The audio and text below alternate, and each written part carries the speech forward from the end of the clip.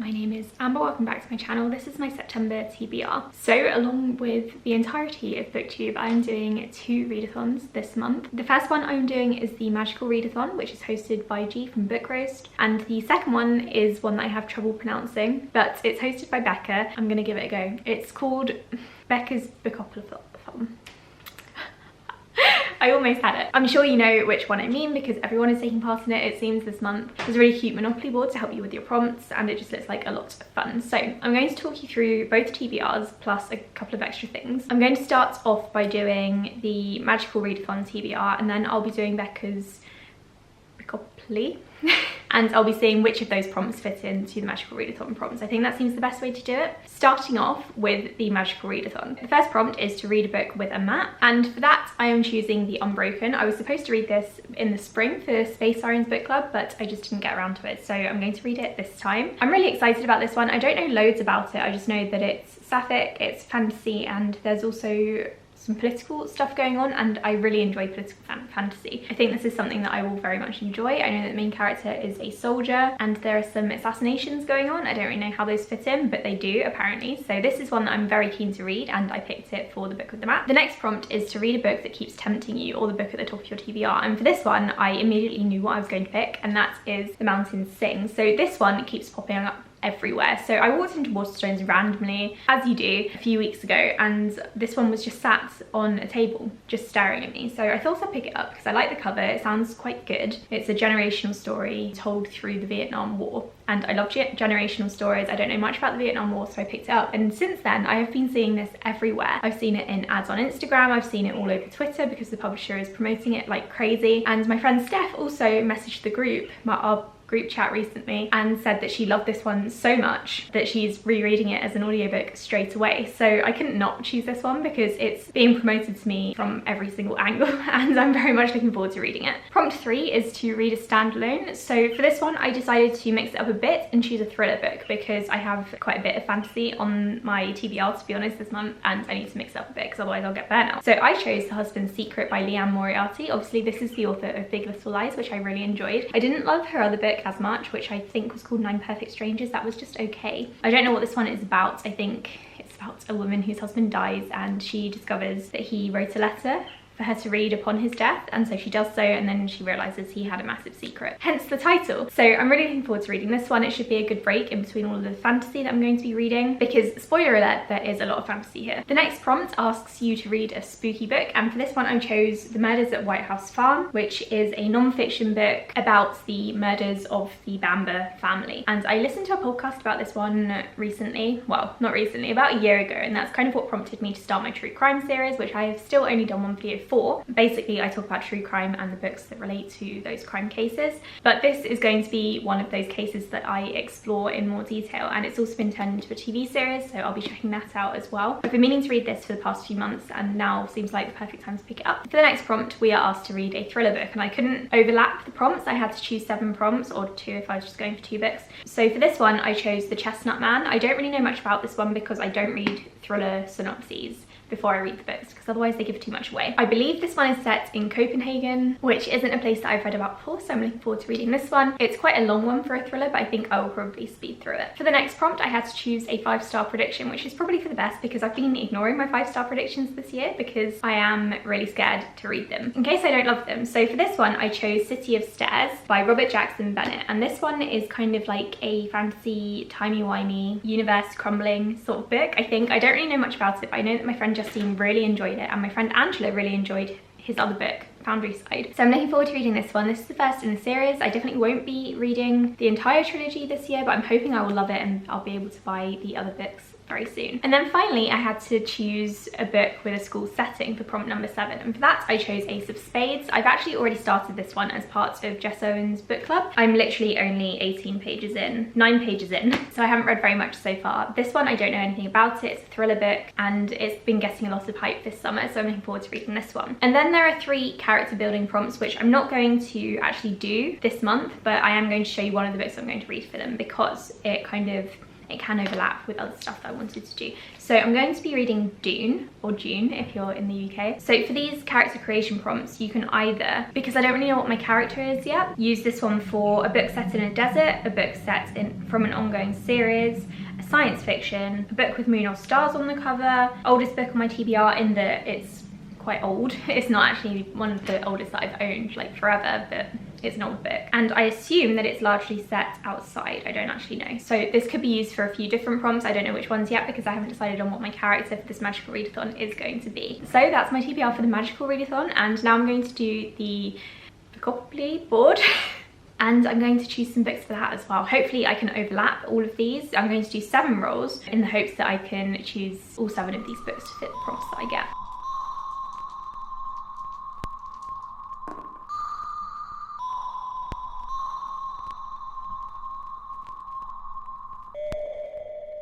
So the first prompt I got was monsters, and I was trying to figure out a way to overlap this book with the others that I had chosen, and I decided to go with the murders at White House Farm, because whoever killed this family is a monster. And perhaps not in your traditional sense, but I don't really love kind of monster books or paranormal books anyway, so I've decided to go for this one, and I think it works quite well.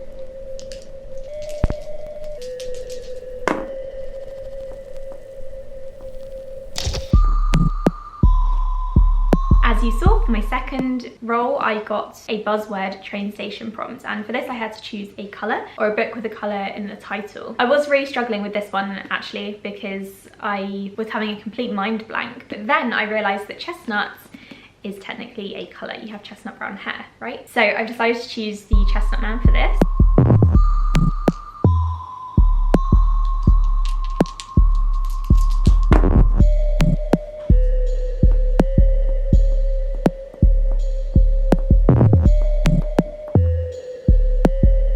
Prompt number 3, I had to steal from someone else's TBR. That doesn't actually mean that they can't still read the book, which is what I originally thought this prompt meant. I thought I had to choose a friend and like pluck a book from their TBR, which would have made it interesting, so maybe next time. I chose We Hunt the Flame, which was on Sam's TBR from Griff Reads. I'm already in the middle of this one because it's another Space Sirens book club book, and I'm probably going to be about halfway through by the time September starts, but I don't think anyone's going to call me up on it. I think that's probably fine. It's just one that I do need to read, so I'm glad that Sam chose this one.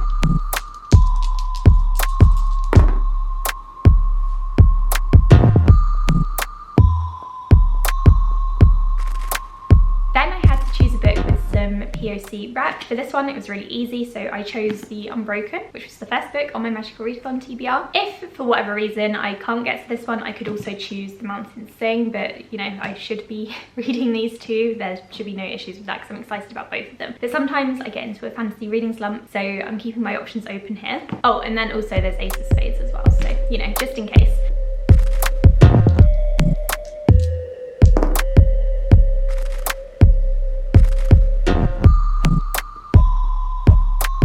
My fifth roll, I had to choose the highest rated book on my TBR, and I had a feeling what this one would be. Honestly, I thought I would be getting Amari and the Night Brothers, and I was so happy about that because it would have been a quick middle grade, but then I sorted my own TBR after adding them all to Goodreads. I filtered by most popular or highest rated, and it came up with Words of Radiance. I was quite annoyed because this is a huge book and I've been meaning to read it for absolutely ages. This is part 2, and I've been in the middle of part 2, or you know, partway through part 2 for the longest time, since the start of the year. I think I was meant to be reading it with my friend Justine, and we stopped. So I guess I'm going to have to read this one. But on the plus side, Words of Radiance was on my 5-star predictions list for 2021, so I could use this in place of City of Stairs if I really want to. I'm going to decide during the course of the month if that's what I want to do, but either way, I have to read this one, so I'm going to see when I get to it.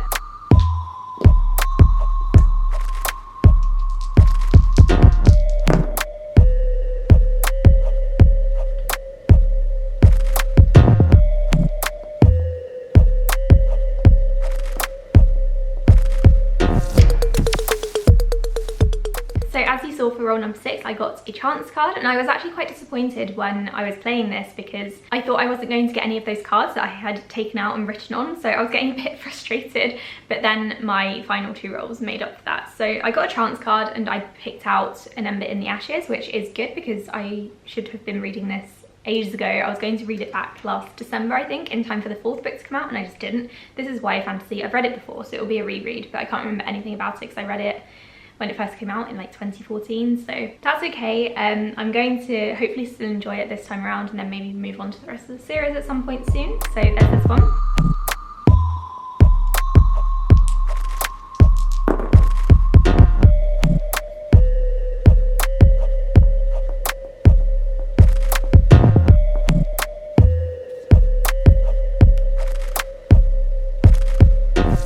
And then for my final roll, I got a community shelf, and the prompt for this one was my favourite colour, so a book with my favourite colour on the cover. For this one, I've actually got 3 choices from my Magical Readathon TBR that I could use. My favourite colour is blue, by the way. So there's Ace of Spades, there's The Husband's Secret, and there's City of Stairs. So again, I've got choices, and I'm going to hopefully be quite flexible with this, because I feel like if I'm not flexible with these 2 readathons going on, which I may or may not vlog, by the way, let me know if you'd like vlogs for one or both of them. I don't know how I'd do vlogs for both, we'll have to see. I'm definitely going to be doing some live reading sprints though, because I need to, you know, get into the reading mood somehow, and you guys are going to need to help me. Anyway, so I'm hoping this TBR is going to be quite flexible. I might have to replace some things during the month because there is a lot of fantasy here that may or may not work for me. I have no way of telling. I'm also going to the Lake District for 2 weeks in the middle of September, which could throw me off because I'm expecting to do a lot of walking and not spend much time reading, although my evenings should be free to read, I hope. So all in all, there are 11 books here that I need to read in September, but potentially I could get the pile down to, I think, 9 by combining prompts, which isn't too bad really. I have no idea what I'm going to read first. Like I said, let me know if you want a vlog of some sort for this month where it's going to be lots of traveling and reading, loads of good stuff. Because I am me, I am also half taking part in the series readathon. I think it's called Series September. I'll leave a link to the announcement for that below, but basically it's a whole readathon about different series. And here I have 5 or 6 books, I think, that in a series that I can potentially count towards that. So that's not too bad either, not too shabby if I get to at least a couple of them. I was going to take part in Space Opera September as well, but I decided it would just be too much for me, and I'll see if I can fit Dune in for one of the prompts, but we will see. Anyway, that was my TBR. Thank you so much for watching. Wish me luck, and I will speak to you all in my next video. Bye.